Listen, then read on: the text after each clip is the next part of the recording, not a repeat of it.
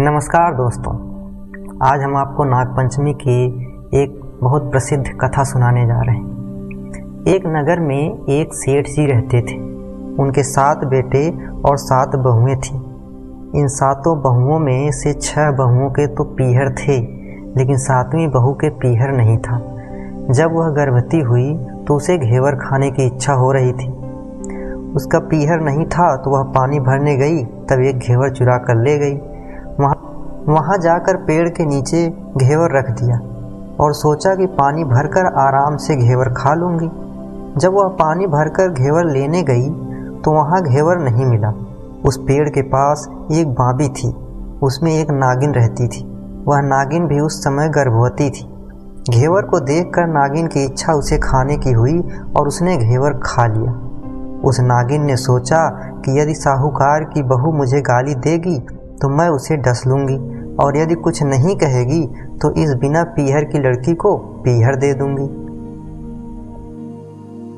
साहूकार की बहू ने कहा कि शायद कोई मेरी जैसी ही होगी जिसने यह घेवर खा लिया। ऐसा सुनकर नागिन बहुत खुश हुई और उसने अपने बेटों से कहा कि तुम इंसान का रूप बनाकर जाओ और साहूकार की बहू को लेकर आओ। नागिन के बच्चे इंसान का रूप बनाकर साहूकार के घर चले गए। वहां जाकर उन्होंने कहा कि हम हमारी बहन को लेने के लिए आए हैं। तब सास ने कहा कि पहले तो कभी नहीं आए, इतने दिन कहाँ थे? तब उन्होंने कहा कि जब हमारी बहन का जन्म हुआ तब हम नानी के घर थे और शादी हुई तब हम परदेश कमाने के लिए गए हुए थे। उन लड़कों ने बहुत सारे कपड़े, गहने और मिठाइयाँ बहन के सास और जेठानियों के लिए लाए थे। सास अत्यंत प्रसन्न थी और जेठानियाँ उसे देखकर जल कुड़ रही थीं। सास ने बहू को उनके साथ में भेज दिया। बाबी के पास जाकर उन्होंने कहा, बहन हम नाग हैं। उस दिन जब तुमने पेड़ के नीचे घेवर रखा था तब तुम्हारा घेवर हमारी माँ ने ही खाया था। उन्होंने तुम्हें अपनी बेटी माना है, इस नाते से तुम हमारी बहन हुई। बहन अब तुम हमारी पूँछ को पकड़ लो और डरना मत। उनके कहने पर वह पूँछ पकड़कर बाबी में चली गई। वहाँ पर उन्होंने उसे बहुत लाड प्यार और सुख से रखा।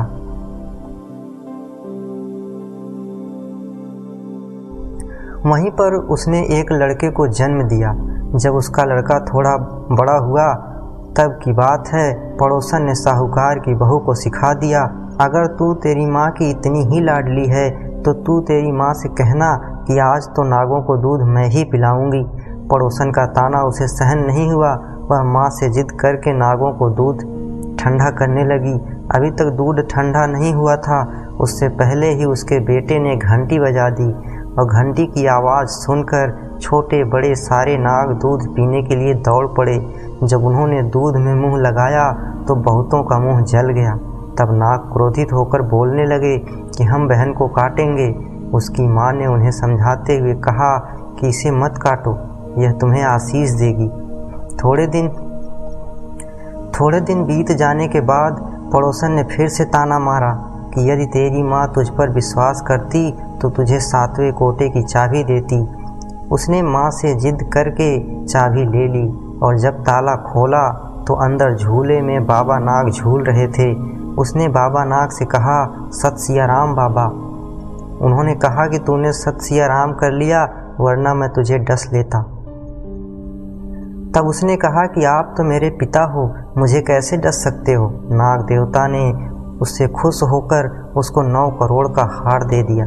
माँ ने अपने बेटों से कहा, भाई तो अब बड़े घरों में हाथ डालने लगी है, उसे घर पहुँचा दो। नागों ने साहूकार की बहू को बहुत से गहने कपड़े दिए और ससुराल पहुंचा दी। थोड़े दिनों की बात है, उसका बच्चा झाड़ू तोड़ रहा था। ताई ने कहा, झाड़ू मत तोड़, इतना तोड़ने का शौक है तो तेरे नाना मामा के यहाँ से लाया होता। सांपों ने सुन लिया। माँ से जाकर कहा। माँ ने कहा, 2 झाड़ू सोने की बनवाओ, 2 चांदी की बनवाओ और दे आओ। ताइयाँ देखकर जल गईं, कहने लगी, इसको तो ताने मारने से धन बढ़ता है। कुछ दिनों के बाद की बात है, बच्चा गेहूं बिखेर रहा था। ताई ने ताना मारा, गेहूं बिखेरने का शौक है तो नाना मामा से ले आता, हमारे यहाँ तो मत बिखेर। सांपों ने सुन लिया। जाकर माँ से कहा। माँ ने कहा 2 बोरी दाने सोने के गढ़ाओ और 2 बोरी चांदी के गढ़ाओ और दे आओ। ताइयाँ और जल गईं। कहने लगी, इसे ताने मत मारो, इसका धन बढ़ता है। छोटी जेठानी लकड़ी लेने गई, वहाँ सांप था। उसने सोचा सबसे छोटी को भेजना चाहिए, सांप इसे खा जाएगा तो मुसीबत ही मिट जाएगी। छोटी बहू लकड़ी लेने गई तो वहाँ सांप बैठा था। बोली, भैया राम राम। सांप ने झट से बिच्छुए निकाले और दे दिए।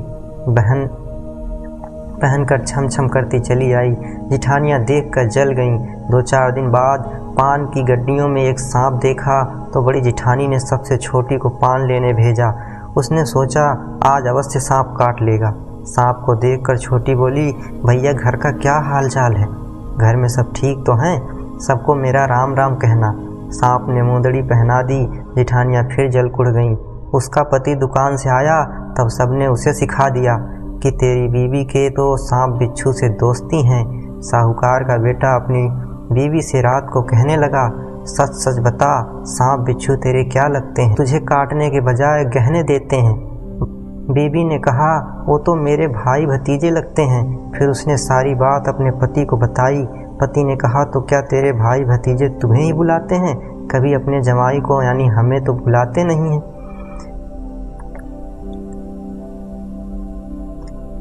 कोने कोने में छुपे सांपों ने बात सुन ली तो जाकर अपनी माँ से कहा। माँ ने कहा, दोनों को बुला लाओ। वे इंसान का रूप बनाकर दोनों को व बच्चे को बुला लाए। खूब कपड़े गहने देकर तीनों को विदा किया। ऐसा समर्थ पीहर नाग पंचमी की कहानी कहने वाले को, नाग पंचमी की कहानी सुनने वाले सबको मिले। जैसी अनपिहरी वो पहले रही थी, किसी को भी ना रखें। यह थी नाग पंचमी की कहानी। हम आशा करते हैं कि आपको नाग पंचमी की कहानी पसंद आई होगी।